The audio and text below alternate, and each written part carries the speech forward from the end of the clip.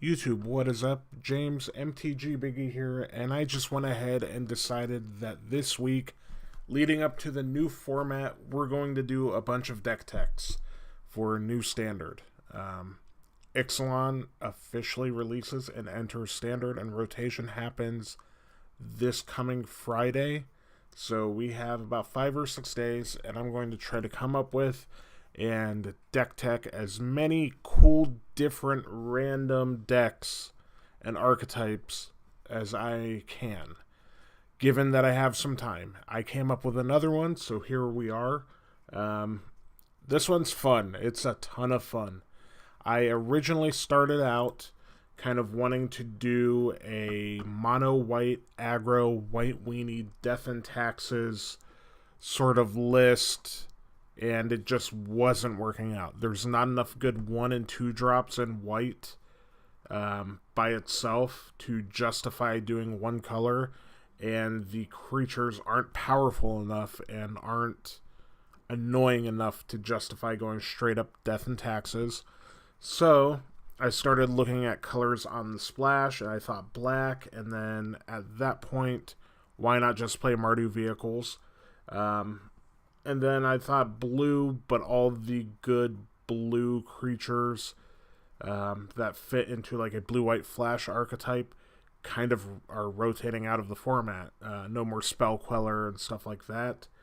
And then the obvious like green-white, you can't really go tokens anymore now that we're losing the good Nissa and aren't playing, old Gideon or whatever. So, where I landed, and to make it very fun and very flavorful, was, without further ado, red-white dinosaur aggro. So, everybody's excited about dinosaurs. You get big, ridiculous 4-mana 4/5s and giant 7/6s with hexproof and trample that can't be countered, and dinosaurs that enter the battlefield and make more dinosaurs. And that's all fine and good and great and whatever, but I'm playing the dorky little white and red dinosaur stuff. And there's enough of it to kind of support at least a very fun deck and a pretty budget-worthy deck. So, as you can see, according to MTG Goldfish's prices, 65 tickets on Magic Online, $140. And for my money, that's pretty good for a standard deck that I think we can have a lot of fun with. We'll get into the mana first.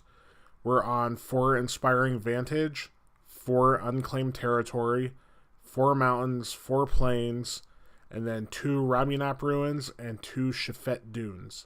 The Dunes is really solid. Just swarming them with a bunch of little nerdy dinosaurs and pumping your team to attack, to Alpha Strike, is pretty good. And then the Ramunap Ruins is just some good value. We have 6 1-drops, 4 of which are Priest of the Awakening Sun, and this card's hilarious. It lets you gain 2 life a turn, basically, in our deck. All you have to do is reveal a dinosaur, and on your upkeep, you gain 2 life, which isn't great. Life gain is overrated in general. It's not an incredible mechanic. But then this one gives you value to let you go tutor for a dinosaur late in the game. So after turn 5, once we have 5 lands, we could stack this dude into something different, some more fuel. Our curve's very low. We're topping out at 3 drops for creatures. So, 5 mana to go dig up a 3-drop. Not amazing, but pretty good value early and late game with this guy. And in multiples, it stacks. So, you get to gain 4 life if you have 2, 6 life if you have 3. I started a game where I kept a shaky 1-lander, and I gained about 8 or 10 life while I was waiting for my second land drop. So, it kind of has some fringe benefits, and it's pretty silly. In addition to that, we are playing 2 of Imperial Lancer, which is a 1/1 for 1 with double strike if we control a dinosaur.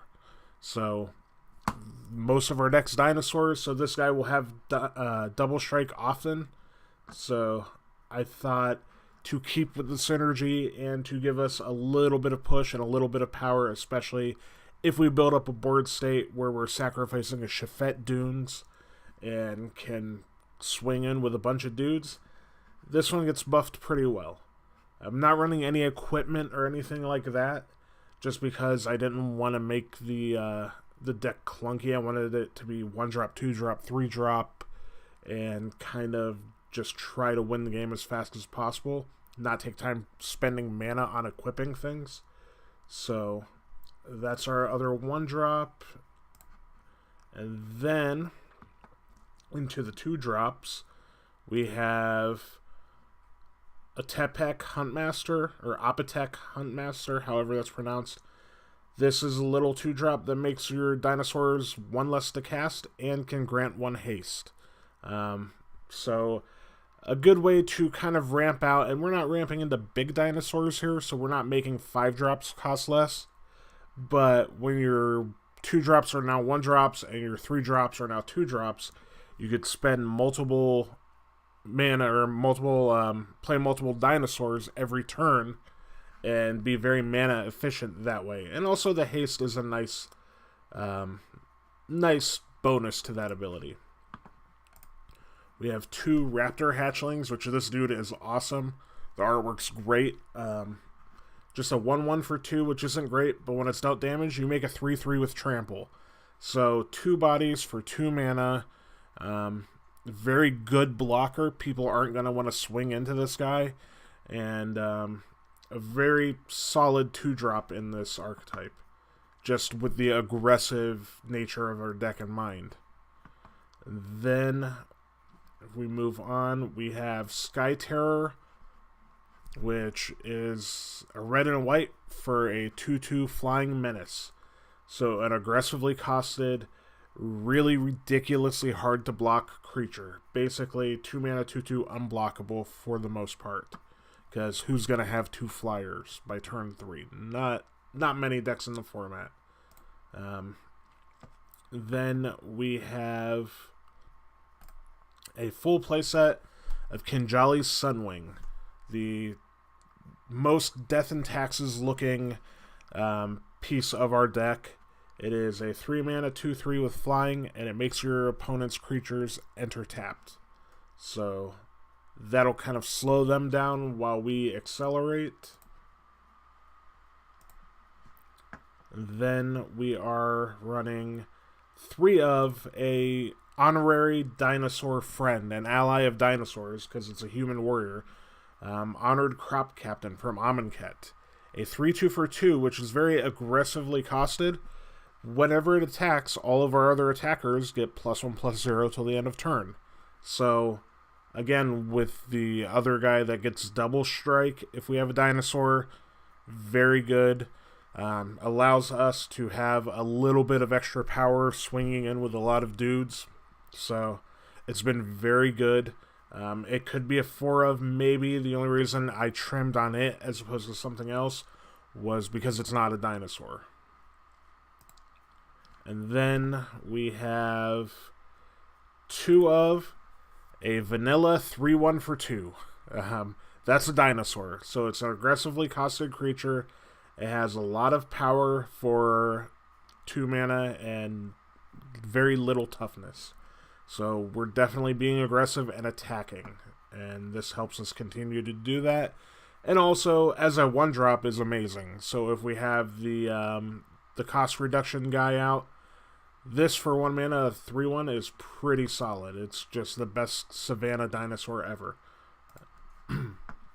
Then we have 2 of Nest Robber. It's a 2/1 for 2 with haste. Again, it fuels our dinosaur synergy. It attacks quickly. It doesn't have great stats as far as power and toughness goes, but it's fast. So that's why we're in for it. And again, with cost reduction, a 1-drop 2/1 haste is basically a Goblin Guide, right? It's exactly as good as Goblin Guide. It's better than Goblin Guide. No, I'm just kidding. But yeah, another little Dirtle vanilla guy.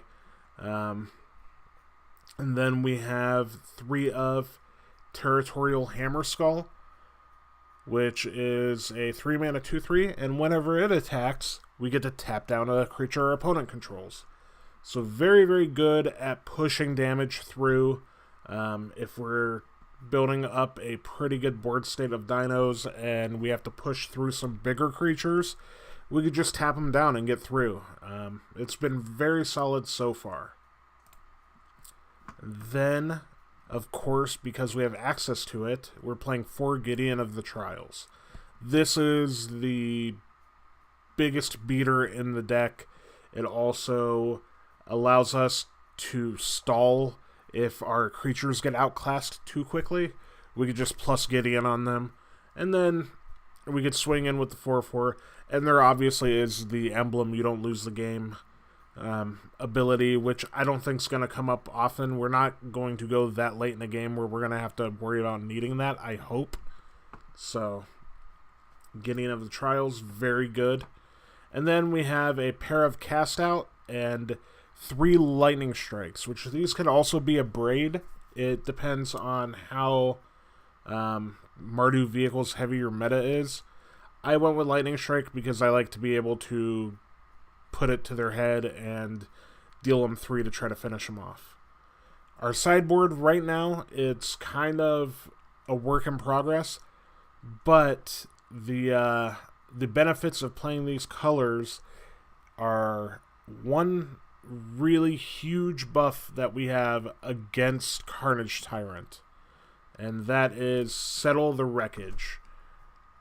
We could board these in, and if we're playing against the bigger dinosaurs of the format, we could just Wrath to Exile all of their dudes. So they could definitely swing in with their 7/6s. This hopefully will give us some game against them.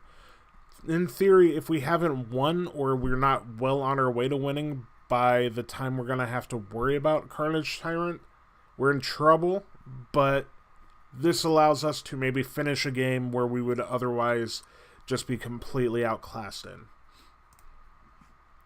Then we have a pair of Magma Spray just for the Scrap Heap Scroungers and whatnot in the format. Authority of the Consuls, which is very, very good. Another card to give us the ability to have their creatures come in tapped. And we also gain life off of it. I played against a larger dinosaur deck, green, red, white actually, full Naya, and I boarded these in to try to slow them down, and in tandem with the dude that gains us 2 life, I was gaining a bunch of life, and it allowed me to have a little bit of more success against them. And then we're playing some Artifact Destruction for the Mardu Vehicles matchup with Demystify. Ashes of the Abhorrent, or Abhorrent, however you're pronouncing that, is an interesting, like, rest in peace sort of card. This is basically an answer to your Gearhulk decks and an answer to the combo deck, the God Pharaoh's Gift decks. So this can stall their game plan a lot, and also it gives us a little bit of a buff against wrath effects and stuff. If somebody wants to use sweepers or is packed in with removal, we gain some life, which isn't completely irrelevant. Then we're on 2 Sorcerous Spyglasses, because I think the card's very good. I'm sideboarding it in a bunch of different decks in Standard, at least in my list. And then 2 Solemnity, which is kind of iffy, but I think Teamer Energy is going to be great, so that's something to kind of take into consideration. And then we're running 1 Tocatli Honor Guard, which is just a dorky 2-mana 1/3 that does not allow creatures to trigger abilities when entering the battlefield. This, I think, could be main deckable, or could be increased in the sideboard, basically because of the red-green dinosaur that is a 4/4 that gives their guys haste, that brings a 3/3 token with it. So if we could stop that trigger, then they just get a 5 mana or 4 mana 4/4, and it's not nearly as good.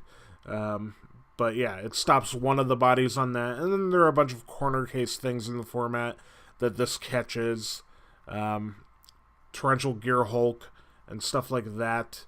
It slows down, certainly. So I think it's a good sort of annoying Death and Taxes sort of card. Just doesn't have a good deck to support it, so we're playing it in the sideboard. So that is it. That is the super sweet red-white Dinosaurs for the new standard Ixalan. I think everybody's excited about the other kind of dinosaurs, and here I am sitting like, how can I get under them? How can I try to beat Carnage Tyrant? And there's probably better aggressive decks that you could be playing in the format. Mono Red's probably a more solid deck. Mono Red's 100% a more solid deck.